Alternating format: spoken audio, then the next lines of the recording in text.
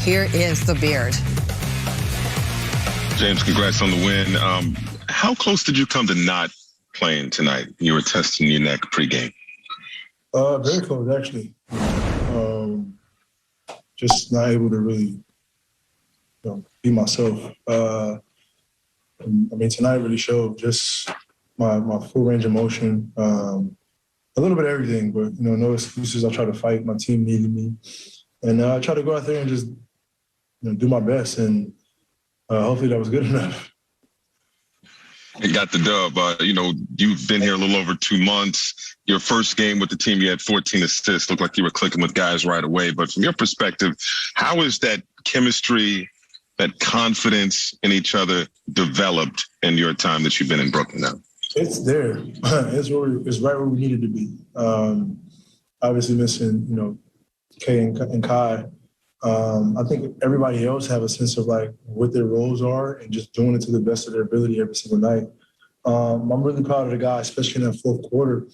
In order to be a special team like we're more than capable of being, we got to have a sense of urgency every possession. And things throughout the course of the games are going to happen, turnovers or missed shots or whatever the case may be. But our sense of urgency and the way we play and our effort and our intensity on the defensive end has to be there no matter what, like no questions. And I'm proud of the guys in that fourth quarter because that's what, won us the game, especially that fourth. So that has to be the intensity every single night for us to, be the best that we can be.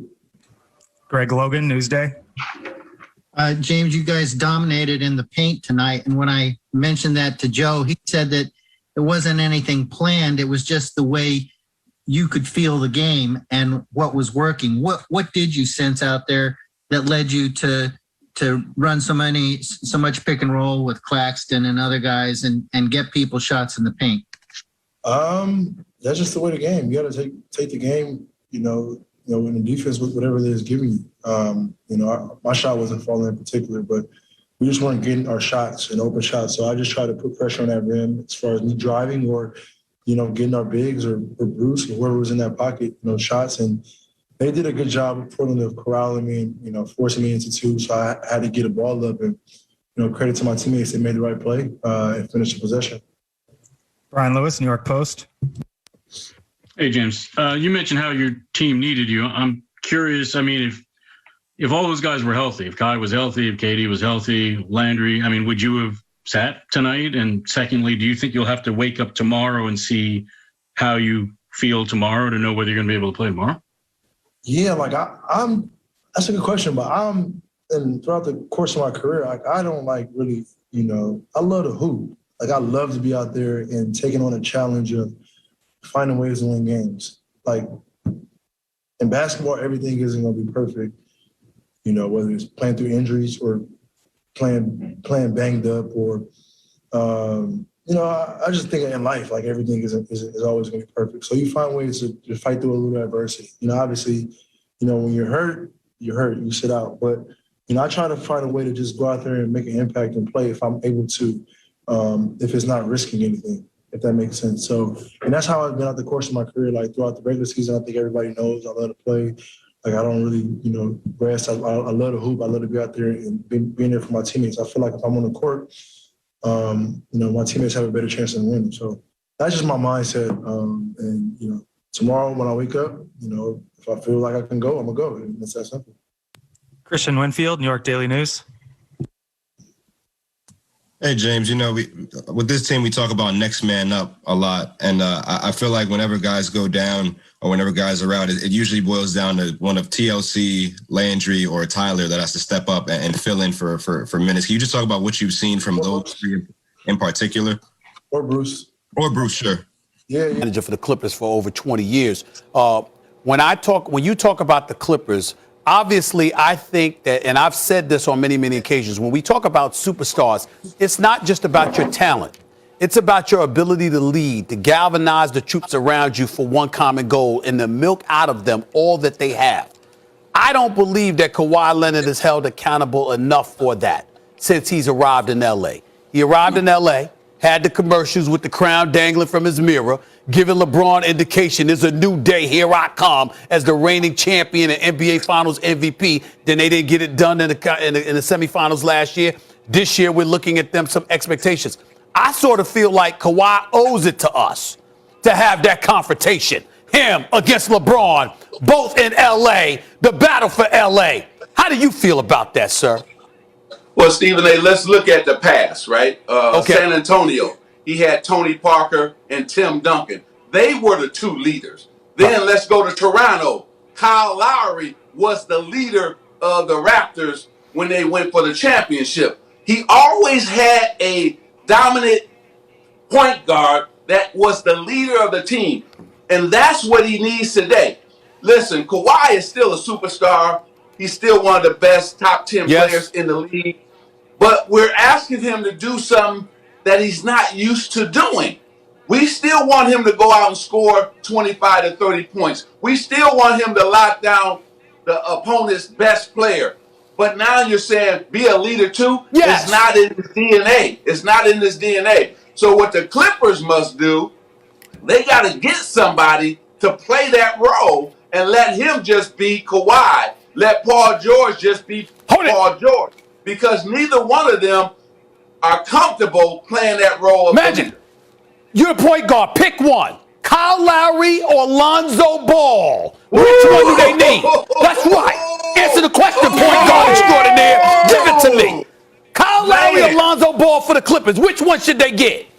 Well, let's put it like this. Kyle Lowry has already done that, right? He's already been a champion. So he'll know what to do in those moments, in those situations. Now, but I will tell you this. If they don't get Lonzo Ball, the New York Knicks better jump on that. No! Lonzo's the real deal. Yes. No!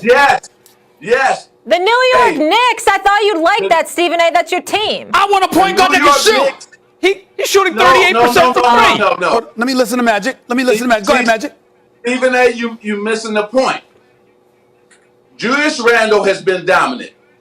Yes. And they got some young guys who can get up and down the court. The problem is you don't have a point guard pushing that rock to create shots for the other guys. That's what Lonzo does best. He'll speed up the game. You know what the Knicks' problem is? They don't get easy baskets. They don't get easy layups. Everything is a half-court grind.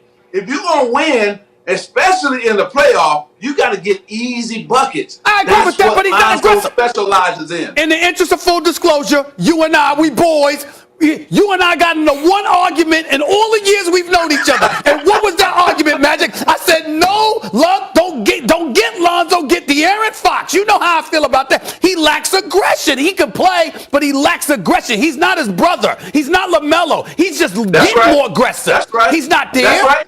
I'm agreeing with you. He is not LaMelo, but look what he's doing this year. He's having his best season, and he stayed healthy. The reason Lonzo Ball couldn't reach his potential, he was always hurt. But right now, he's played all season, and he's having a career season.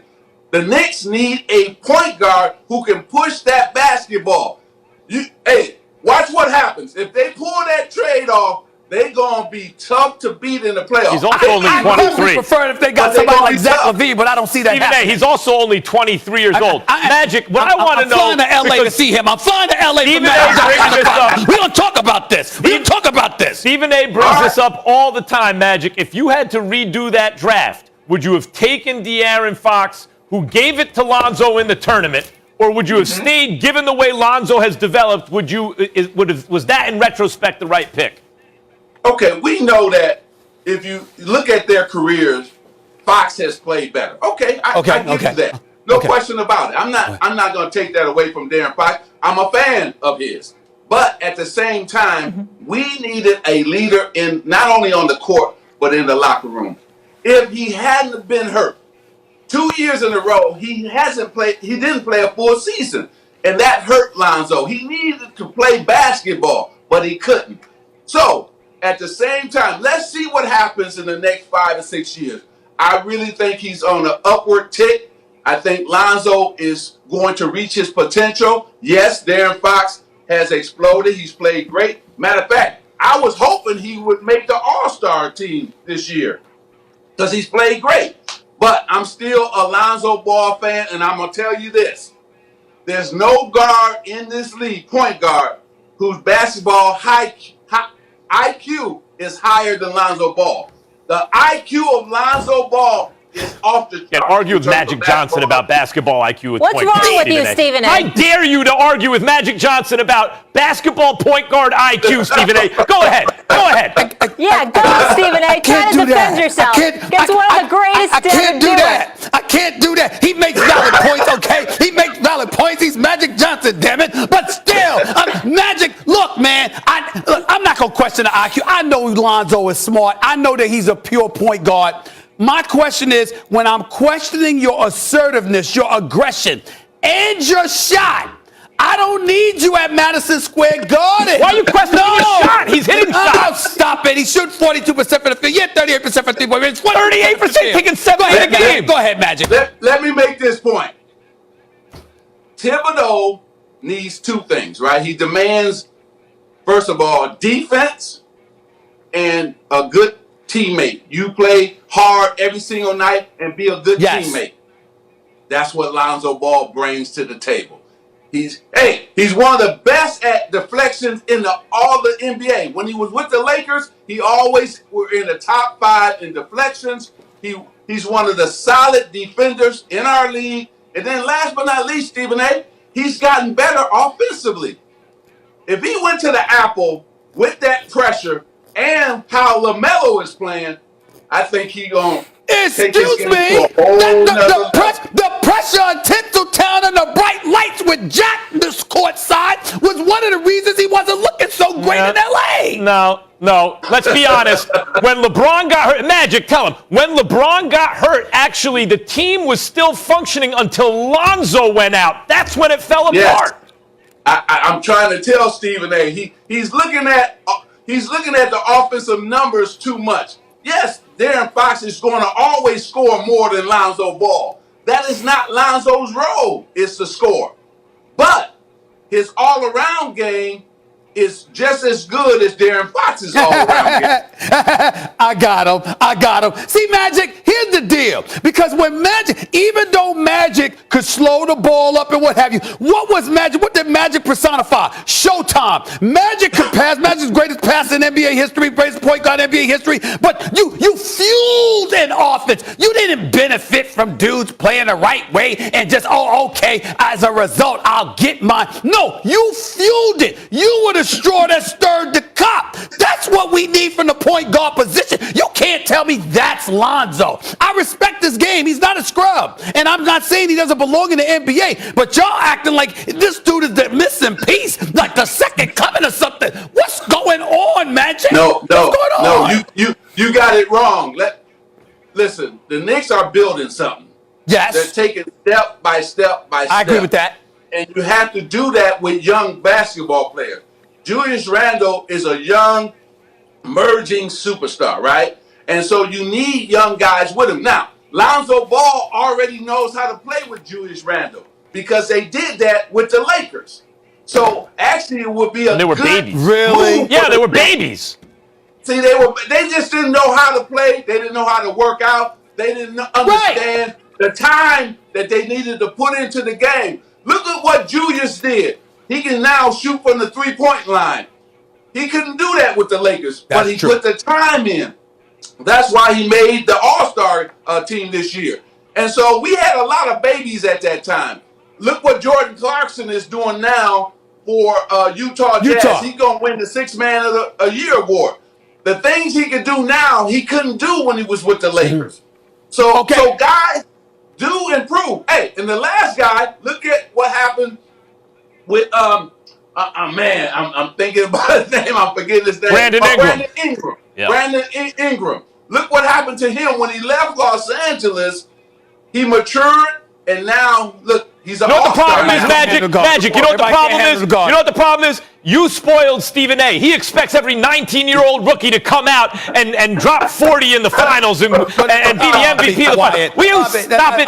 These were babies when Magic drafted them. 19, 20 years old. Not everyone's Magic Johnson. Don't judge a boxing. You hear Magic? You hear? He's mad because Lonzo Ball's not Magic Johnson. Magic, let me get to that review. I'll be at Magic Johnson Enterprises to talk to you about this next week. But before I go, let me ask you this question. The Brooklyn Nets, I got them as the favorites. I got Brooklyn as the favorites coming out of the East. Do you? Yes. Okay. Yes. Okay. At least we agree on something. Listen, you got three of the most dominant scorers we have in the game today, and their basketball IQ ranks right there with LeBron and anybody else in in the top 10 of the league. Then you have guys who can get their own shot. You can just pass it to Kevin Durant, who I think is, Kevin is the probably most dominant offensive player we've seen maybe in our lifetime. Not as much as Jordan, but right there with Jordan, right there with Kobe. But man, and then you throw in Kyrie, who is, just unstoppable. And then James Harden, to me, is playing the best basketball I've ever seen James Harden play, because he's playing winning championship basketball. And I hope that the voters for the MVP don't penalize him for coming to the team late, because that man is playing off the charts. Would you have them beating the Lakers if they met in the finals? I'm sorry. Would you have them beating the Lakers if they met LeBron and AD in the finals? Man, I'm a Laker. I'm always roll with the Lakers. You know that. I can't. There's 3 of those dudes in Brooklyn, only 2 in LA. Never. I don't care if I think they're going to lose. I'm going to always go with the Lakers. And I would never bet against LeBron James. I can't bet against LeBron James. I can't. Let me ask you this real quick, Magic, before we let you go. I love messing with Stephen A. Hollywood Steve. Now he's out there in L.A. He's bi-coastal. He's bought like 8 houses this year. He's got like 8 shows. He's just living his best life, and I'm proud of him. He works hard. He deserves it. But I love messing with him that he's not going to be in L.A. He's going to be in Salt Lake City, salty and mad when Denver makes it there. So because of that, tell me this. We asked everybody this at home. It was our poll question.